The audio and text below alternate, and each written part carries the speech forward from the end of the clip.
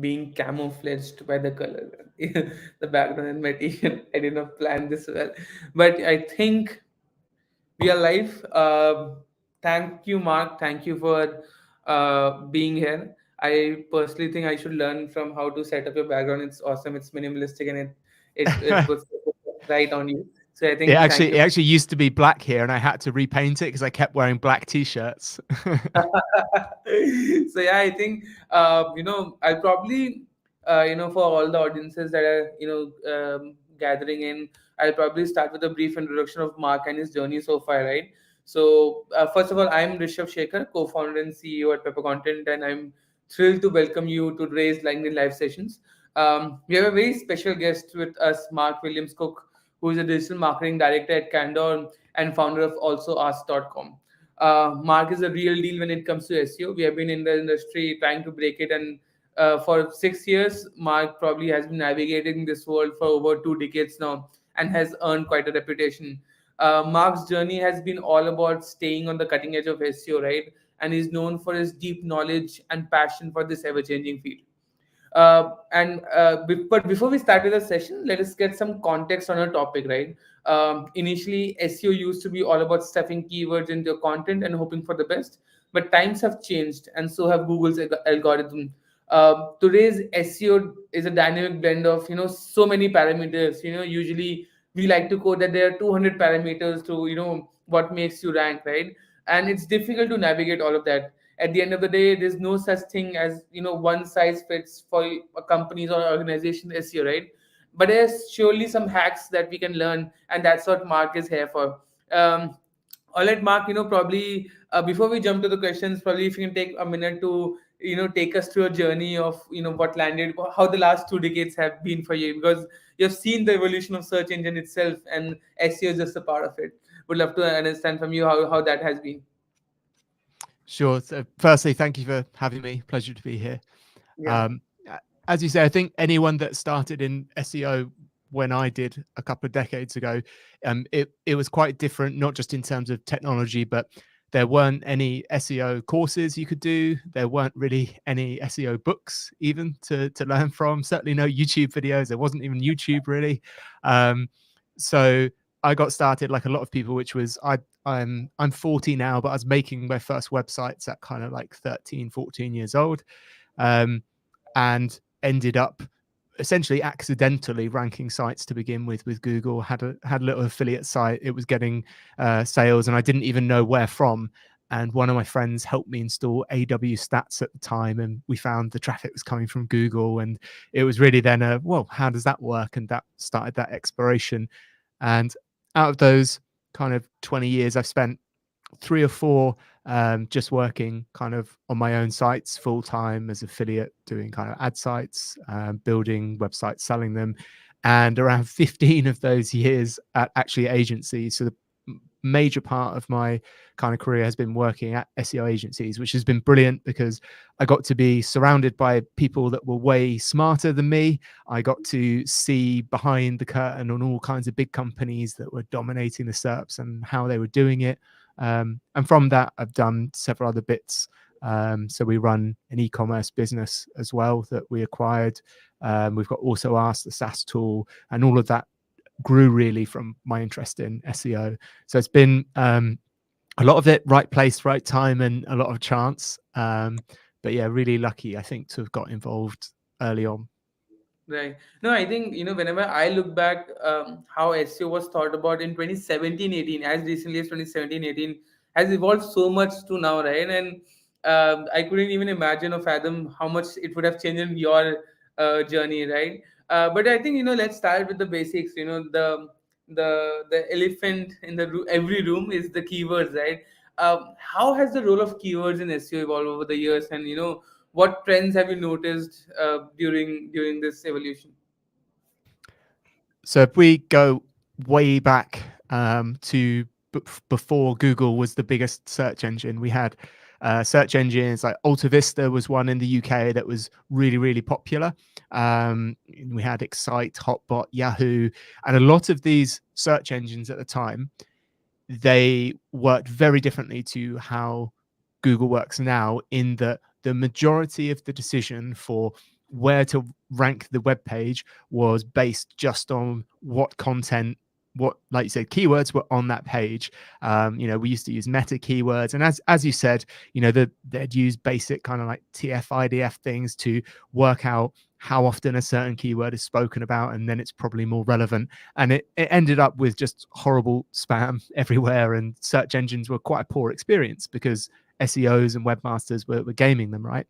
And the major difference with Google coming along was really pinned around their PageRank formula, which started then looking at the relationships between how websites link to each other, which took a lot of power away from webmasters and kind of democratized it almost on the web. So that was the first, I'd say, biggest kind of revolution, which was away from, you can't just put big lists of keywords on the Right. pages anymore to get them to rank.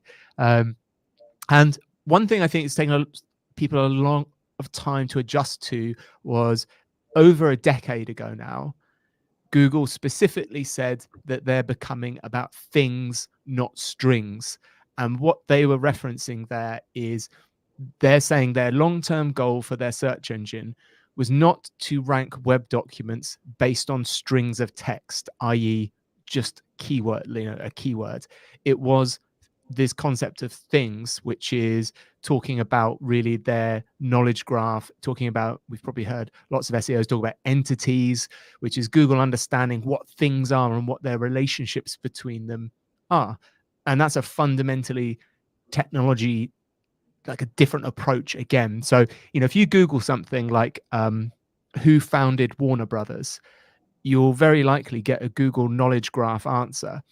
And that's because Google has understood that Warner Brothers is a thing, which is a company, and companies are founded by a type of thing, which is a person. And then this person is the person connected to that entity. That's how that worked. It's got nothing to do with a website that had that as a page title. So that was a change that's come in slowly, because the technology to do that is difficult and it requires a lot of data and fine tuning, and it's a whole different approach, but we're certainly getting there on that.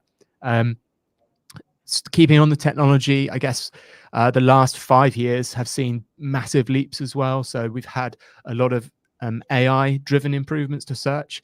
The one that springs to mind for me is Google's BERT update, which was all about understanding the nuance in users' queries. So really looking at things like the order in which words are used. And back, 10 years ago, you could say, oh, keywords like and the and and all those little connecting words, they don't mean anything. They're ignored. They're like stop words. Now they're really important because they completely change the meaning of a sentence. So Google's given some demos when they're like saying, I think it's like how to get an American visa for Brazilian. That's a very different query because of the word for, because it's for someone, so it changes. Or how to pick up a doctor's prescription for someone else. It's those little bits of language that completely change the query. The result of that is that search engines have got better at understanding intent. And what we've seen as marketers is a parallel shift in user behavior. When people used to search Alta Vista or AOL, they would commonly use one word or two words in their search, because search engines didn't return very good results if you typed in something very specific. Now we've seen almost completely the opposite. People get incredibly specific, doing like 7, 8, 9, 10 word searches in Google because it has the capability. And that's, as marketers, we've had to keep up with not only how the technology has changed to align our strategy to that, but we've had to keep up with how users are searching. So yeah, there's been a massive change in both the technology and how users are using search engines over the last 10, 15, 20 years.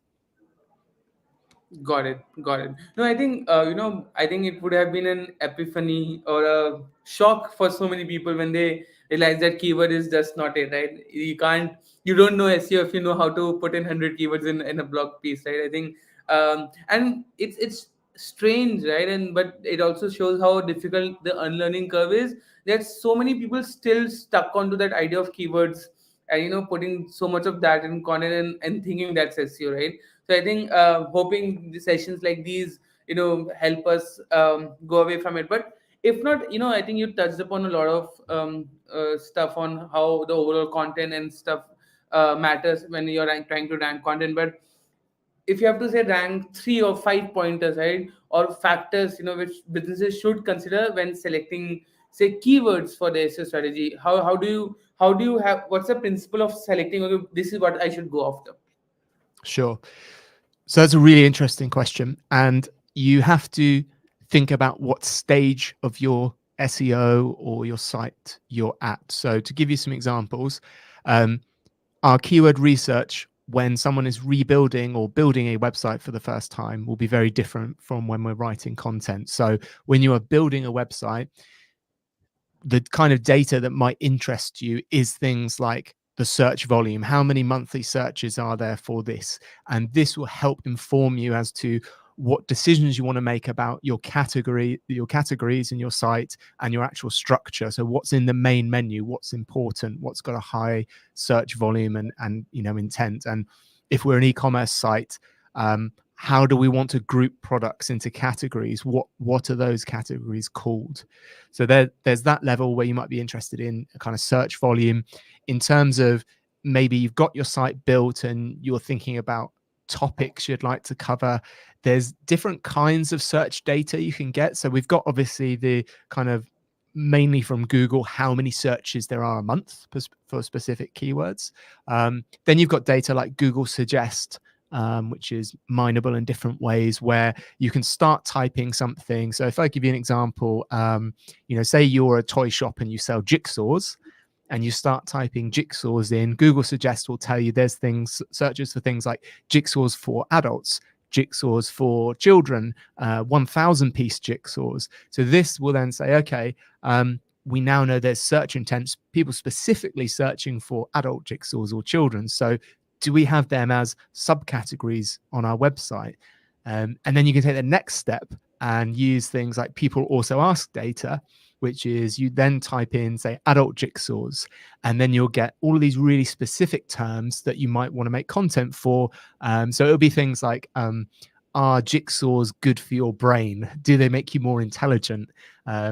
So there's kind of this breadcrumb trail of data you can use. But in terms of keywords, it's not just all tool based either.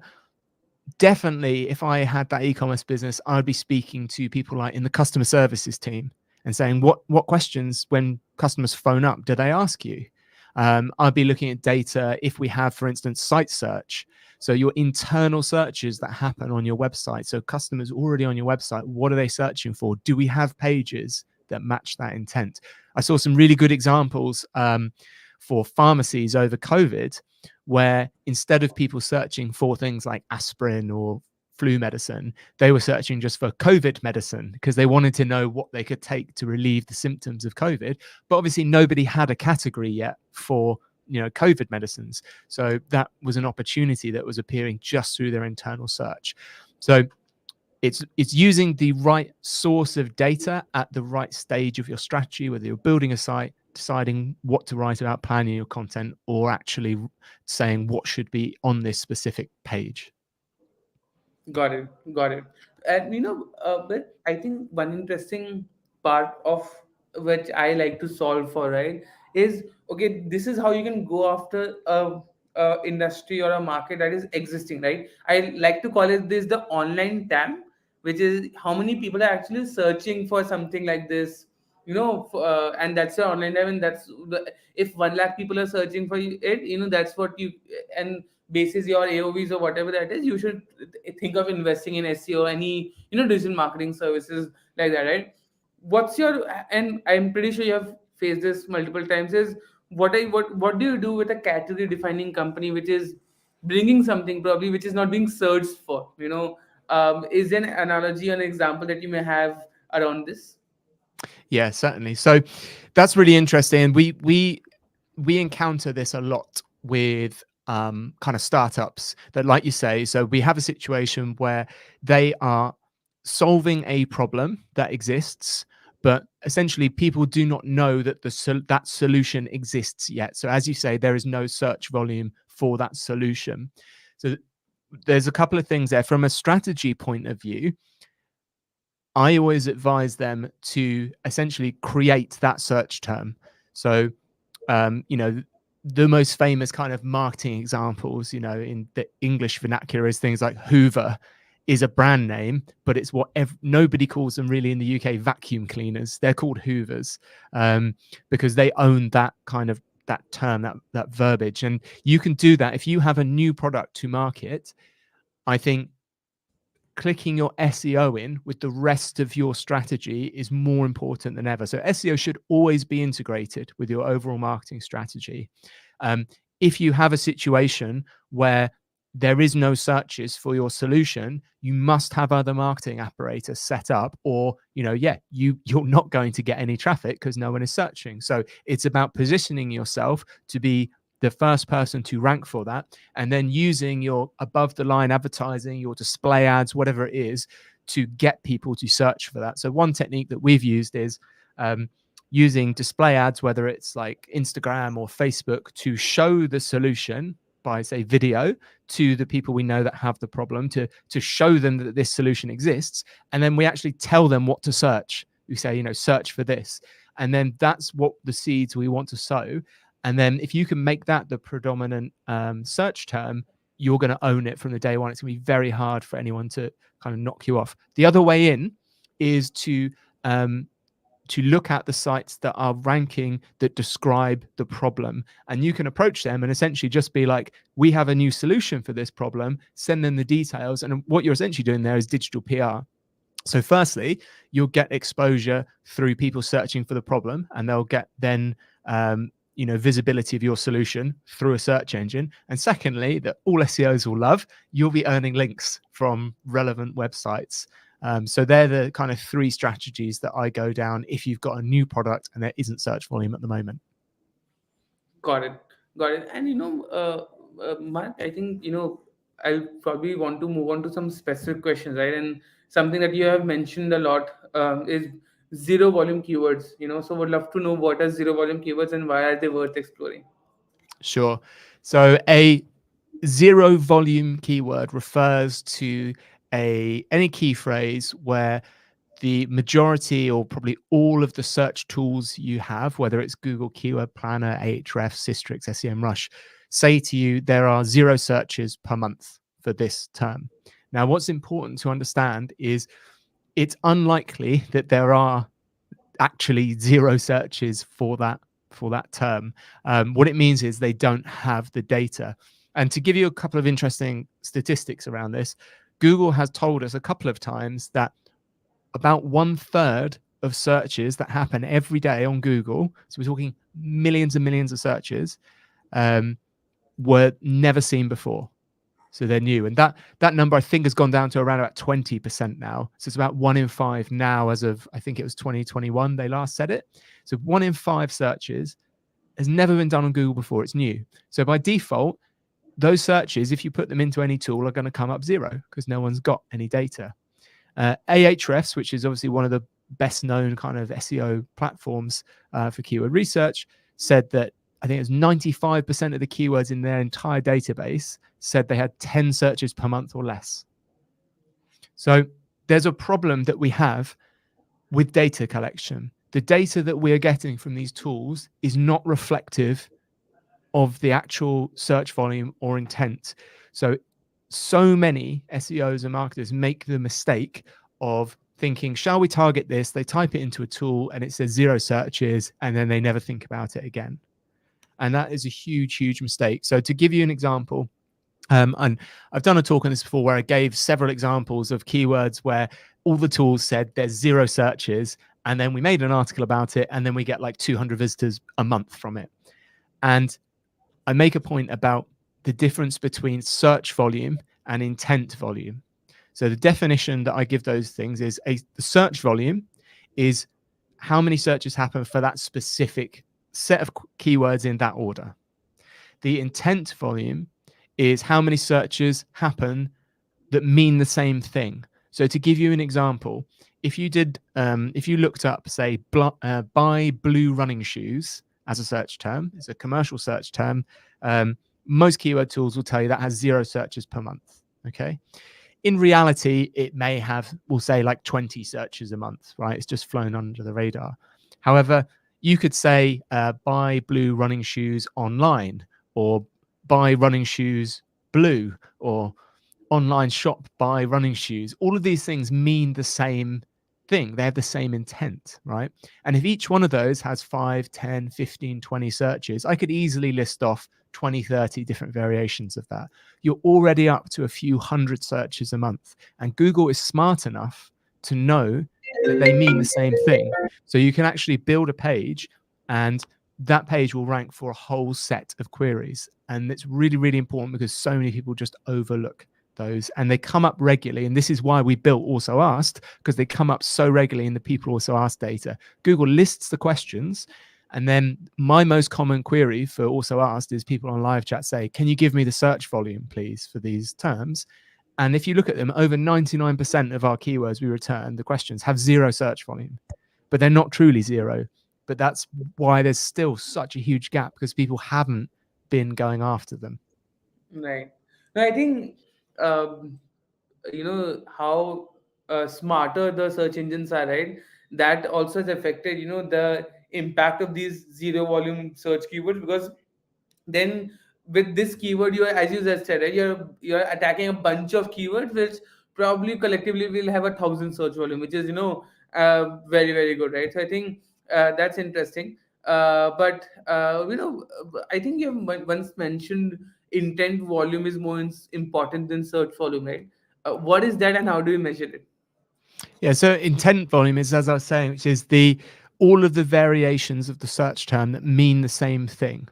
So it's important to understand as well, when we talk about intent of a search term, intent is not objective. And by that, I mean the exact same search term can mean different things to two different people. They can have different expectations.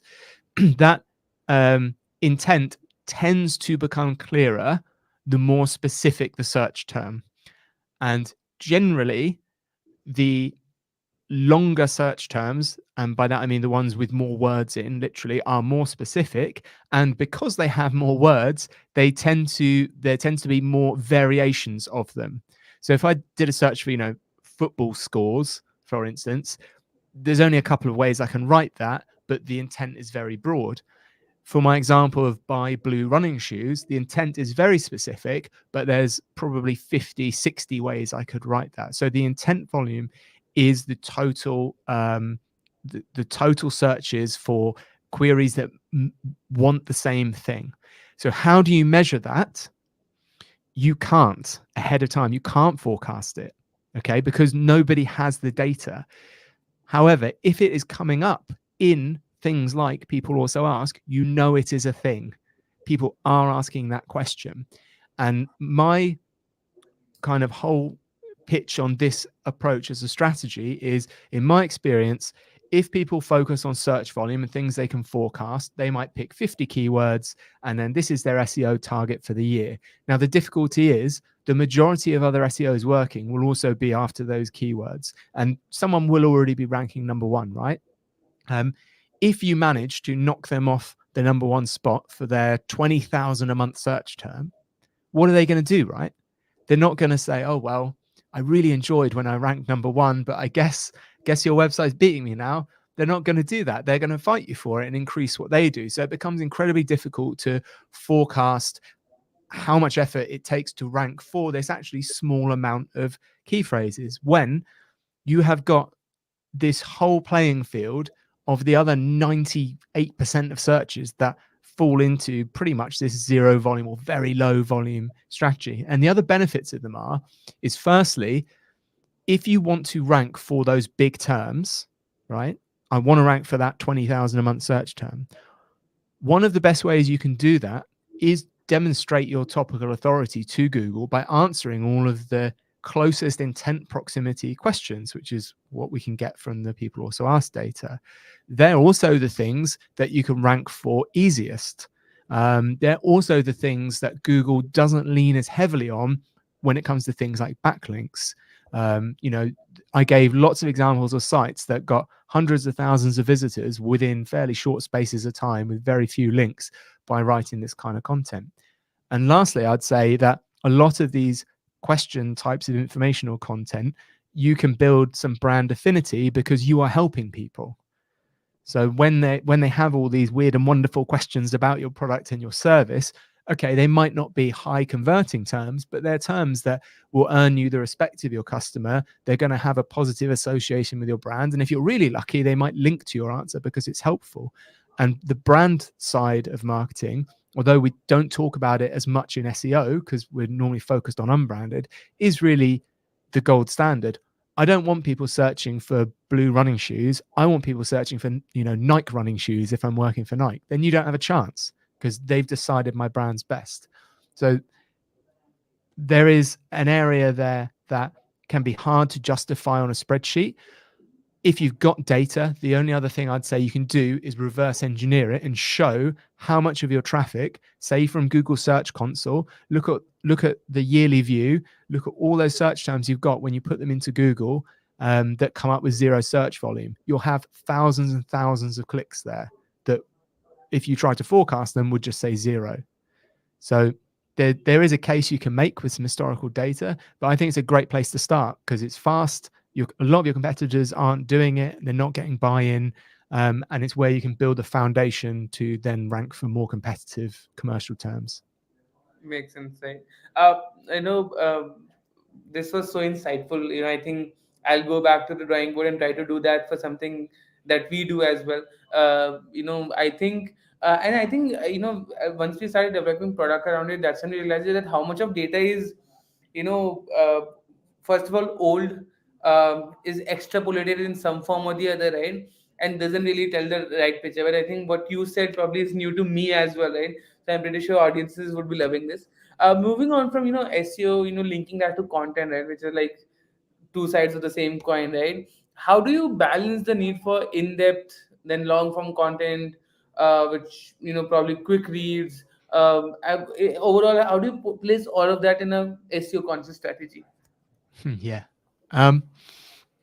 So in terms of the content I generally work on, if it's going on a client's website or a website I own, I will tend to opt for long form content.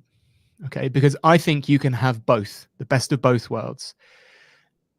If you look at studies of how people interact with web content, it's very different to if they pick up a newspaper, a magazine, or a book, in that people skim read web content. If you are clever with your usage of things like headers and formatting, you can make long form content scannable, because the use case for someone wanting a short form piece of content is they have a specific question that they need answering. Okay. Now, Google is already going to help you here. You've probably seen if you do a specific search query, Google will sometimes like highlight on the actual web page that you land on the answer to your query and jump you down there. So even if that didn't exist, there's, with good use of headings, you can flag to the user, maybe an on-page anchored content. Okay, you've landed here. Here's the subjects we're talking about. So I don't know, like it's winter car maintenance, and here's how you check your tire pressure, and here's how you fill up your fluid, whatever. They can jump to those sections. So you get the advantages of both kind of the short form content and long form content, because Google has told us before one of the metrics they optimize for is time to result, which is how long does it take from the user doing the search to them finding the answer they want. So in my mind, when we're designing, everything, when I say designing the content, I mean how we write it, how we lay it out, how fast the website loads, the whole experience that the content's packaged up, the content format as well. Sometimes it's quicker to see the answer in a picture, in a video, in a podcast, in a webinar than it is to read it. The right format, laid out the right way. I'm looking for minimum resistance. So how can I get the answer to them as quickly as possible? The exception to that rule, and I guess it sits outside of SEO, is sharing content on social media. So like I post regularly SEO tips on LinkedIn, and I purposely keep them very short and to the point. It's why platforms, one of the reasons why platforms like TikTok are so popular, because it's very short, sharp content.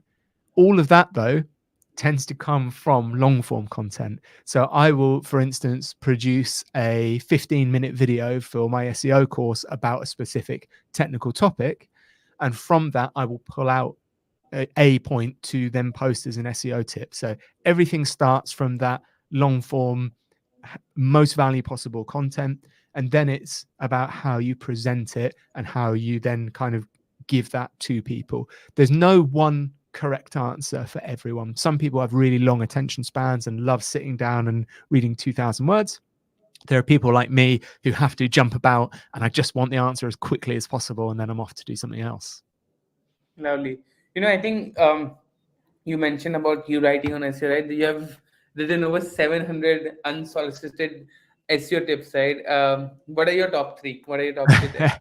Yeah, that's a good question out of 700. So I had to think about this. The ones I think that surprise me are the ones that I post something that I think, or I know, at least in my mind, is definitely true and it's quite obvious, but I get a lot of debate around it.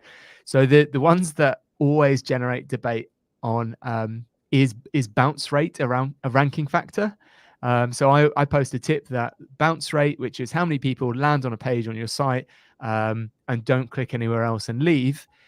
That's not a ranking factor. Google has told us it's not a ranking factor. It can only be measured through analytics. You can fiddle with it yourself. You can give yourself a 0% bounce rate quite easily. And it's not even a good metric to determine if people like your content, right? So say I wrote that article on winter car maintenance. Someone Googled that, found my page, spent 10 minutes reading it, thought this is perfect. It's answered every question, and they left. That's 100% bounce. But they had the perfect user experience. So, or what if they landed on my site and I didn't have the information, they got frustrated and they clicked around, then it's a low bounce rate. So bounce rate to me doesn't really make sense as a metric. It's certainly not an SEO thing. Not to worry about toxic links is another tip that I put out that some people disagree with. Google's been very clear that they do ignore links that they consider toxic or spammy. Basically, all sites have them, especially big sites. They just attract loads of spam links. Google's had a disavow tool for a while. I've never really seen any proper impact unless you have a penalty of using the disavow tool. I mean, Bing just deprecated their disavow tool because they're so confident that they don't need you to tell them anymore. And it doesn't make sense. If we think about it, right? If Google gave you some kind of negative ranking factor for bad links, right? It would create a huge marketplace where it would be beneficial to spam links to your competitors rather than work on your own, which then gives Google a massive problem they need to solve. Whereas if they just say, we're going to ignore those links, then it makes things firstly difficult for people that are buying or spamming links because you don't know which ones are working or when they stopped working or whatever. And it makes it futile trying to damage other people's rankings. I'm not saying there aren't some edge cases where, yes, it might be possible to do that somehow. But I think when I've pressed people for recent examples of spammy links that have damaged competitors, I see very few convincing examples. So in my mind, I never worry about toxic links unless I've got someone with a link penalty. I don't bother touching the disavow. I would rather spend time building myself good links than messing around trying to help Google doing a job it's already doing better than me. Yes, there are tools as well that say this link is toxic, this link isn't. The thing I would keep in mind with those is, one, Google doesn't care what those tools say. Google doesn't care what their spam score is or their toxic score is. Google doesn't use that. And secondly, if they can identify it, I'm pretty sure Google can identify it and ignore it as well. Therefore, there's no need to remove it. You asked for three. And the last one, I remember the first tip I posted. The first tip I ever posted was, it was something like, if you just post a 500-word blog post every week, that's not an SEO strategy. You're probably wasting your money. I've encountered lots of small businesses, small, medium businesses, where I've talked to them about their SEO, and they're like, yeah, we do a blog every week. And then when you actually start to say, okay, well, who who are you targeting? What are you trying to tell them? What do you want to be known for? They don't really have an answer. And then even if they've decided what they want to rank for, if you then Google the thing they want to rank for and show them what ranks number one, and you say, are you legitimately a lot better than what is ranking number one? Almost always the answer is kind of like, well, no. And then it's like, well, how do you expect to rank? If you're producing content is worse than is already ranking, then Google's, you've got basically no chance. So I think a lot of people jump straight to the tactics of just, yeah, we'll do blog posts, but they don't actually think about why and how much effort it is to actually make good content. No, I think that was brilliant. I think one last question would be, what's your current tech stack? What's someone like you who knows SEO like you do? What are the tools that you go to on a daily basis? Well, this is going to be hugely embarrassing because I've got so many subscriptions. um, so yeah, I'll talk about some of the smaller tools, I think. So we've got subscriptions to kind of all the big names that you could find if you Google them, just because, because we're doing it as an agency, clients use different tools. We like to match their tooling and compare data. So obviously also asked, it's our tool. Nobody else does that the same way as us. That's why the tool exists, because we used to use that data internally before we built it.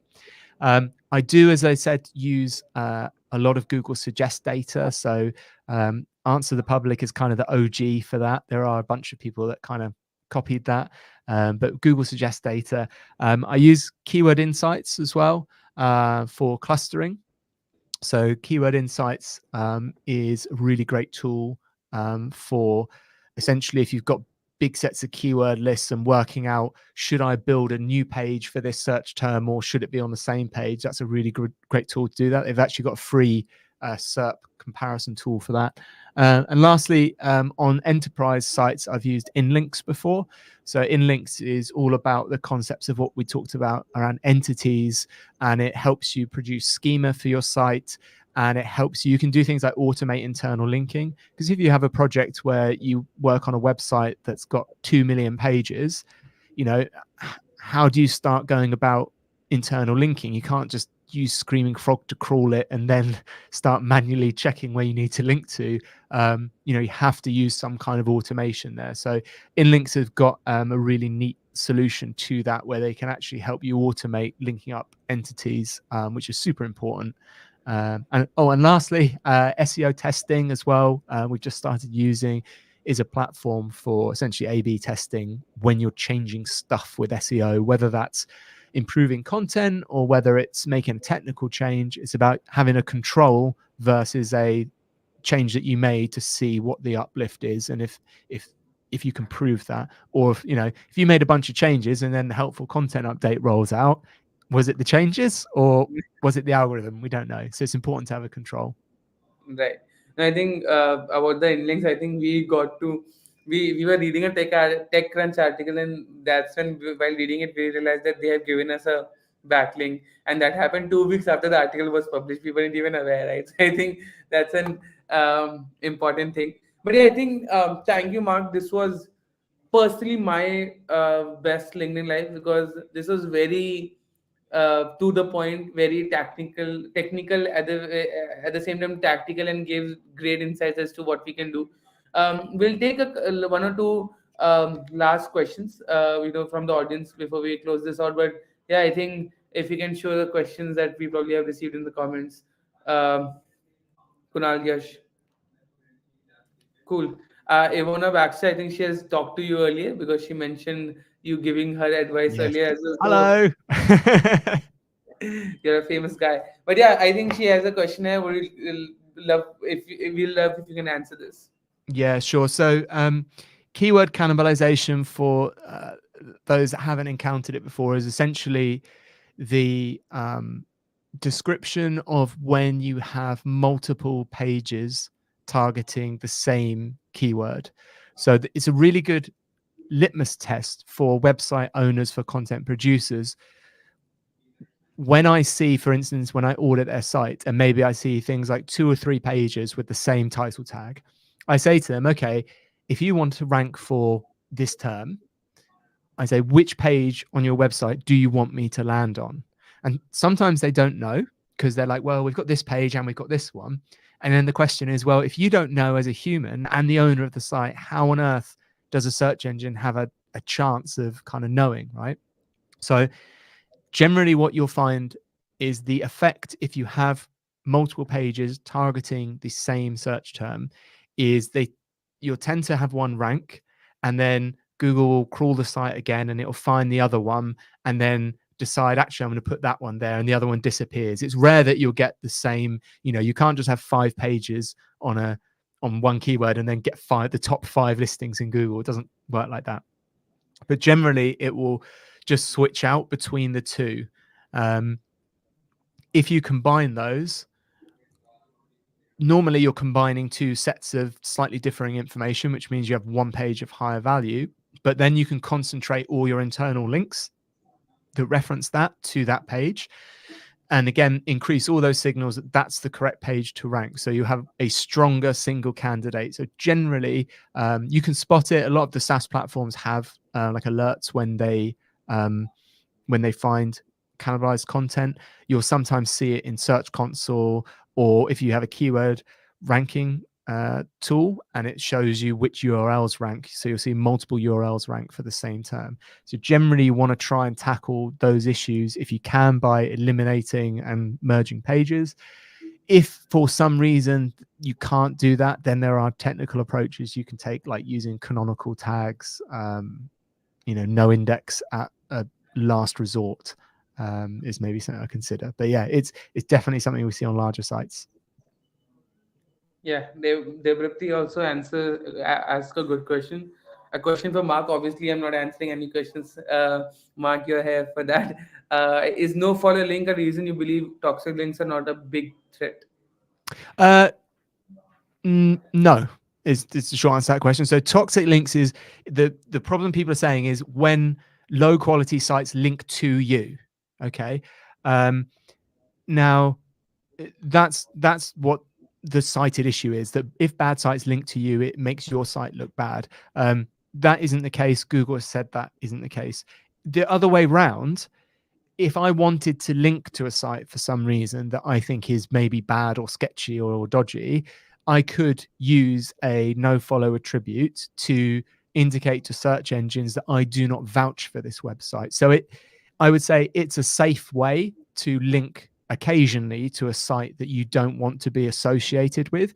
However, Google themselves have said, if you're using that all the time, then why are you sending users to places that you don't trust? Surely that's a bad idea, and that's a bad signal.